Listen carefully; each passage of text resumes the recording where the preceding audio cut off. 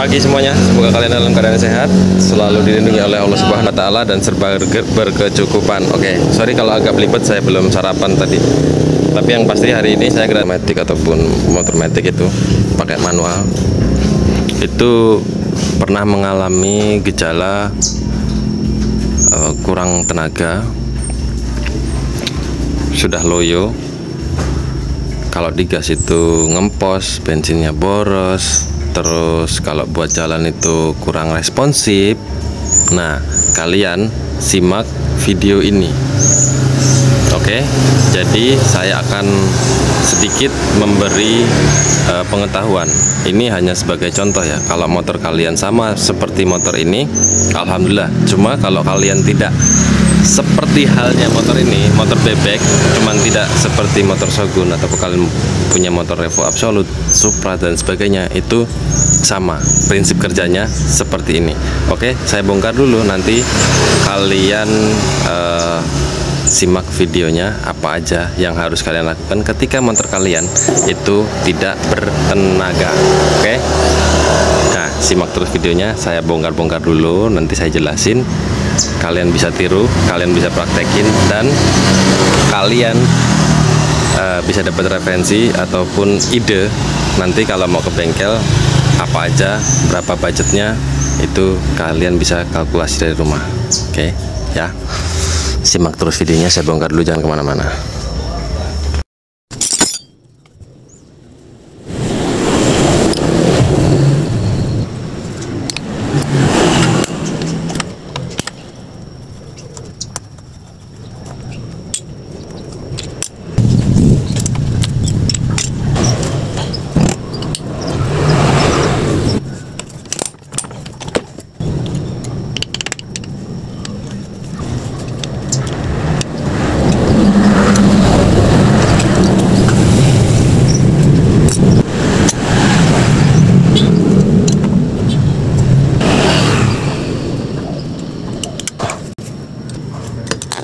Nah, ini udah kebuka nih.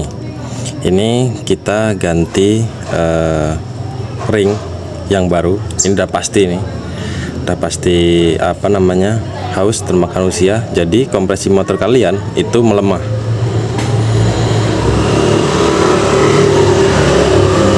Walaupun tidak berasap ya, tapi pasti melemah. Kurang responsif. Kadang tidak stasioner ataupun tidak langsam. Gas kecil sering mati. Ini salah satu penyebabnya. Ini tahap pertama ya. Tahap pertama kita buat memulihkan tenaga motor kalian. Ini tahap pertama. Nanti kita bersihkan. Atasnya juga kita ganti ring yang baru. Kita sesuaikan opersisnya. Kalau dia standar, kita ganti standar. Saya tidak berbicara motor ini motor apa ya, maksudnya tidak spesifik, karena rata-rata motor yang transmisi manual itu penyakitnya pasti seperti ini. Jika sudah 3 atau 4 tahun pemakaian, tenaga semakin hari semakin menurun performanya. Nah, ini bagian klep, ini menghitam seperti ini dikarenakan ada kebocoran dari ring seher. Jadi oli ikut terbakar di dalam sini. Nah, nanti kita buka semuanya, kita lakukan penyekiran ulang. Saya nyekirnya nanti saya skip aja ya, karena mungkin memakan banyak waktu, dan saya yakin kalian udah bisa buat menyekir ini. Oke, kita buka ya.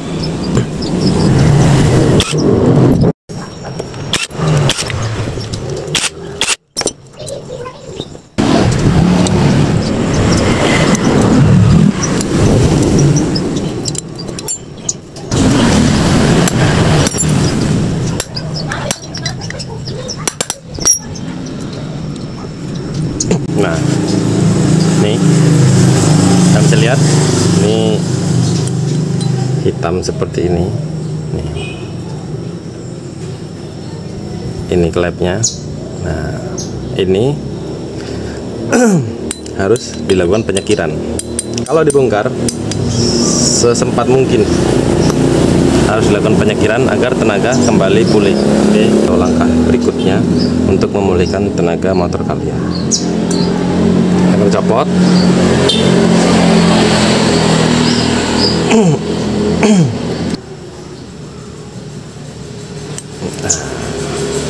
Ini yang in. Jika masih ada garis hitamnya di atas, ini menandakan bahwa kondisi klep masih dalam 50% ke atas, jadi masih bisa layak pakai ya. Yang penting dia lurus, tidak bengkok. Nih, ini yang in, kalian perhatiin. Tuh. Jika sudah habis, dia akan bekasnya itu warnanya bersih semua, tidak akan meninggalkan segaris hitam ini. Oke, jadi terus jangan pernah lupa kalian ganti seal klepnya.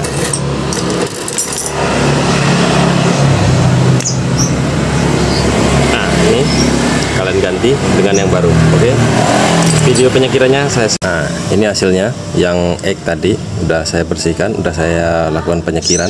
Saya menggunakan bor ya, bertangan menyekirnya, bukan pakai tangan langsung, tapi menggunakan bor, mempersingkat waktu. Oke, kita pasang ini sealnya yang baru, kita pasang. Ini sebelum kita pasang klepnya, kita lumasi dulu batangnya menggunakan oli.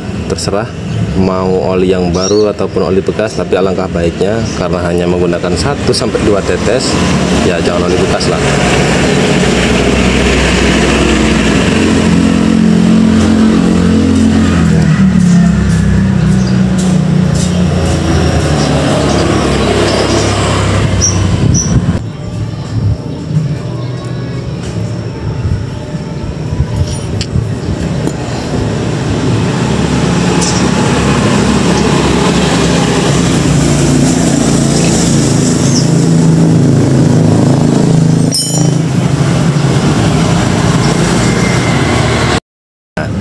Ini nanti kita pasang bareng-bareng ya. Ini itu, ini itu udah headnya tadi udah selesai, disekir dan dipasangin semua. Ringnya juga sudah. Nanti kita pasang bareng-bareng biar nanti ketahuan hasilnya. Oke. Jadi kita mau langkah selanjutnya, kita buka sebelah sini. Kenapa kita buka sebelah sini? Karena di sini ada tempat namanya produk kopling, produk ganda dan sebagainya. Itu yang menyalurkan tenaga yang dihasilkan oleh mesin sampai ke roda belakang kalian. Ini ada di sini. Kurang lebihnya begitu. Kita buka, nanti apa aja yang diganti kalian lihat sendiri. Saya buka dulu ya.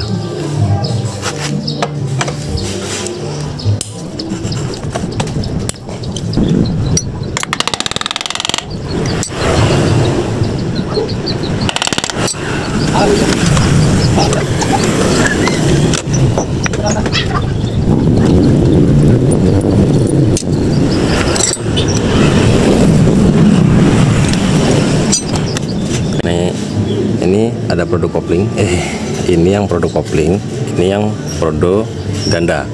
Nah, jadi kalian bisa ganti bersamaan. Kalau saran saya sih bersamaan, maksudnya bersamaan itu ganti keduanya, produk gandanya ganti, produk gandanya ganti, produk koplingnya juga ganti. Kenapa? Kalau kalian ganti bersamaan, itu tenaga yang dihasilkan akan lebih terasa. Saya jamin itu. Jika mangkuknya habis, kalian tinggal ganti mangkuknya sama kampas gandanya. Begitu pula dengan produk koplingnya, karena mereka berdua ini tugasnya adalah sebagian besar menghantarkan tenaga mesin ke roda belakang sana kalian ya. Jadi mesin itu menghasilkan sebuah tenaga, disalurkan melalui kedua benda ini. Oke, kita bongkar.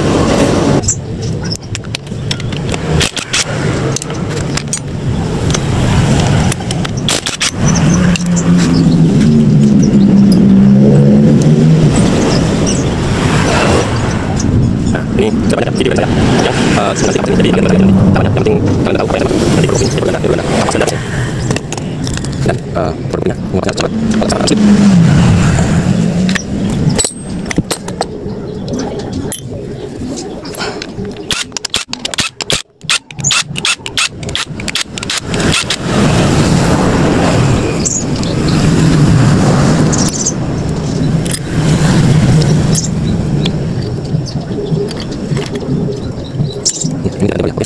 Ini kita ganti produk koplingnya dengan yang baru. Kalau produk gandanya masih terbilang oke, teramat sangat layak dipakai.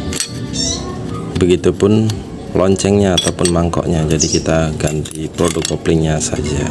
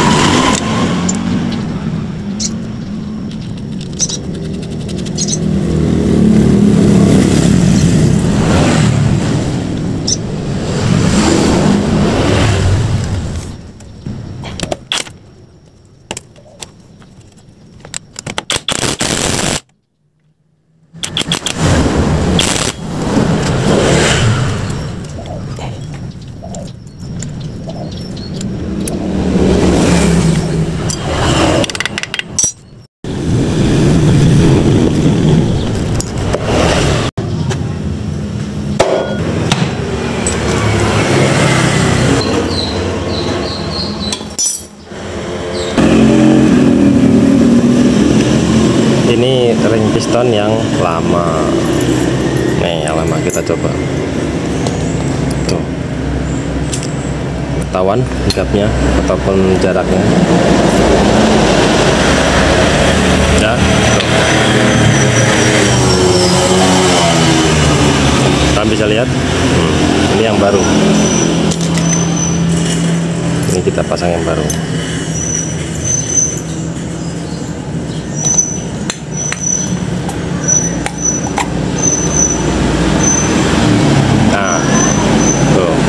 Kelihatan kan? Tuh. 0,0 kalau kita pasang yang baru ringnya biar tenaganya lebih oke.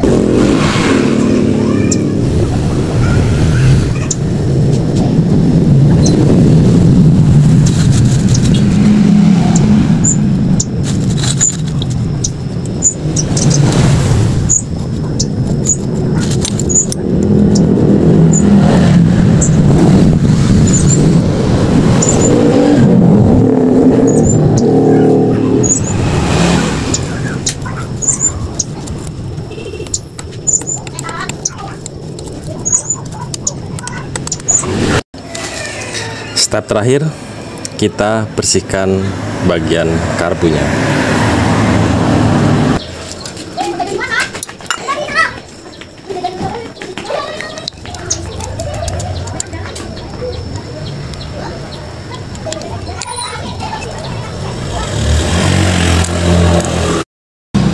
Ini sudah semua, tinggal kita nyalakan. Oke.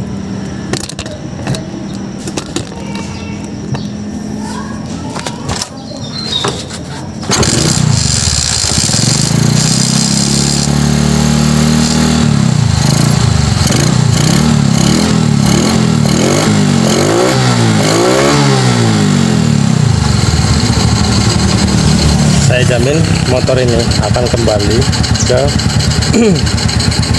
tenaga sebagaimana dia motor baru. Oke, selamat mencoba tips dari saya. Sampai jumpa lagi di konten-konten saya selanjutnya. Tetap semangat, jangan lupa bersyukur dan berdoa, dan sampai jumpa.